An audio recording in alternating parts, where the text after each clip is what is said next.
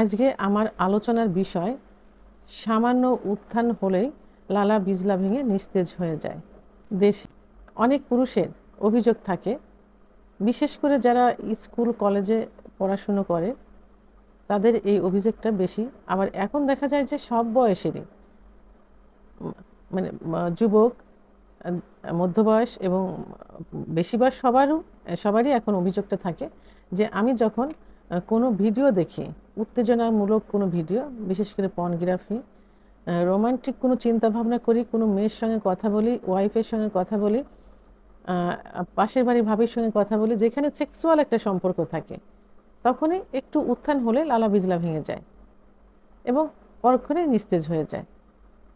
আবার অনেকে বলে যে প্রসাব টয়লেটে বসলে প্রেসার দিলে লালা বিজলা ভেঙে যায়। আবার স্ত্রীর সঙ্গে স্পর্শে গেলে, পার্টনারের সঙ্গে স্পর্শে গেলে যখন যৌন উত্তেজনা আসে এবং উত্থান হয়, সহবাসে লিপ্ত হবে তার পূর্ব মুহূর্তেই লালা বিজলা ভেঙে নিস্তেজ হয়ে যায়। এটাকে মিউকাস বলে, এটা কিন্তু বীর্য না, মিউকাস। তো এটা ভেঙে নিস্তেজ হয়ে যায়। তো এই অভিযোগটা সবারই বেশি থেকে থাকে। আসলে এই সমস্যাটা বিভিন্ন কারণে হয়ে থাকে।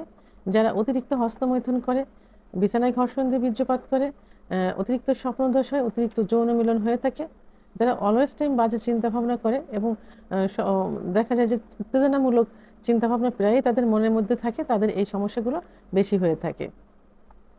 তা এই সমস্যাটা যদি দিনের পর দিন চলতে থাকে তাহলে খুব দ্রুতই কিন্তু যৌন অক্ষমতা পুরোপুরি চলে আসবে। অর্থাৎ এখন যদি ইচ্ছা হয়, উত্থান হচ্ছে, পরবর্তীতে কিন্তু ইচ্ছাও থাকবে না, উত্থানও থাকবে না, আর সময় তো থাকবেই না, সমস্যা তো লিপ্ত হতেই পারবে না, এই সমস্যাটা খুব বেশি হয়ে যাবে। তো এর জন্য কি করতে হবে? অবশ্যই চিকিৎসার প্রয়োজন। আর চিকিৎসা নেওয়ার পূর্বে এই সমস্যাটা কেন হলো সেটা জাস্টিফাই করতে হবে। জাস্টিফাই করে সেগুলো বন্ধ করতে হবে। অর্থাৎ পর্নোগ্রাফি দেখা বন্ধ করতে হবে, বাজে চিন্তাভাবনা বন্ধ করতে হবে, মেয়েদের নিয়ে খারাপ চিন্তাভাবনা করা যাবে না, হস্তমৈথুন, বিছানা ঘর্ষণ এগুলো বন্ধ করতে হবে, নামাজ কালাম পড়তে হবে, পাক পবিত্র অবস্থায় থাকতে হবে এবং নিজস্ব ধর্মীয় অনুশাসন মেনে চলতে হবে। আর পরিমিত পরিমাণ পানি পান করতে হবে, ঘুমোতে হবে পরিমিত পরিমাণ, যেমন 7 থেকে 8 ঘন্টা ঘুমোতে হবে, দুশ্চিন্তা করা যাবে না, এগুলো করতে হবে। পাশাপাশি কি ওষুধ সেবন করতে হবে, পার্শ্ব প্রতিক্রিয়ামুক্ত হোমিওপ্যাথি ওষুধ, একজন অভিজ্ঞ সম্পন্ন রেজিস্ট্রাকৃত ডাক্তারের শরণাপন্ন হতে হবে। তো এখন আমি কিছু হোমিওপ্যাথি ওষুধের কথা বলবো, যে ওষুধগুলো সেবন করলে এই সমস্যার সমাধান অনেকটা হয়ে যাবে। তো আজকে আমি প্রথমে যে ওষুধটি বলবো সেটি হলো সেলেনিয়াম 200। যাদের সামান্য উত্তেজনাতেই লালা বিজলা চলে আসে, প্রসাবে বসলে লালা বিজলা চলে আসে, তাদের জন্য সেলেনিয়াম খুব ভালো কাজ করে থাকে। তো এখানে 200 শক্তি সেবন করতে হবে। তো 200 শক্তি এটা 2 ফোঁটা জিহ্বার উপর দিয়ে সকালে এবং দুপুরে সেবন করতে হবে 1 মাস। 2 নাম্বার যে ওষুধ বলবো সেটা হলো সেলিক্স নাইগেরা।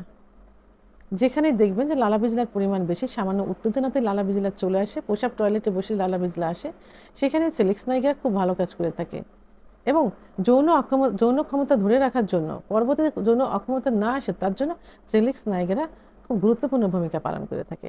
তো সেলিক্স নাইগেরা মাদার টিংচার ওষুধটি 10 ফোঁটা ঠান্ডা পানি সহ দিনে 3 বার সেবন করতে হবে, খাবার আধা ঘন্টা আগে অথবা আধা ঘন্টা পরে।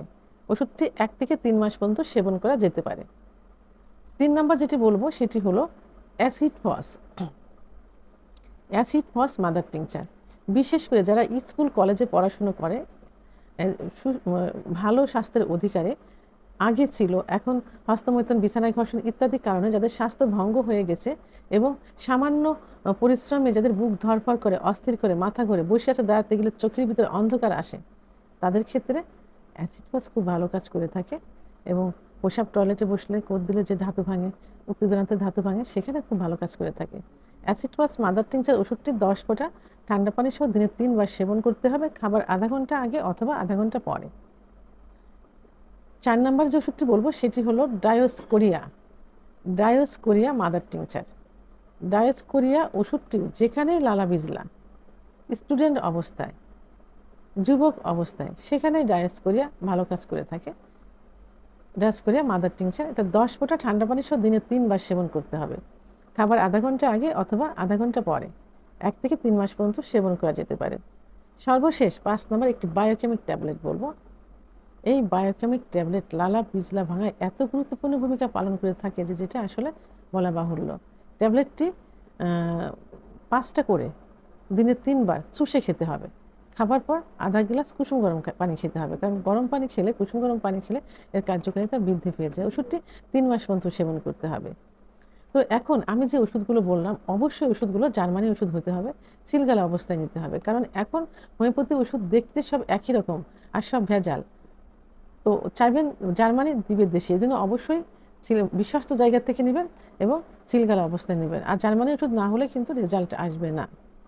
আর আরেকটা হলো যে আপনারা সেলিক্স নাইগেরা, অ্যাসিড ফস, ডায়োস্কেরিয়া 3টে একসঙ্গে খেতে পারেন।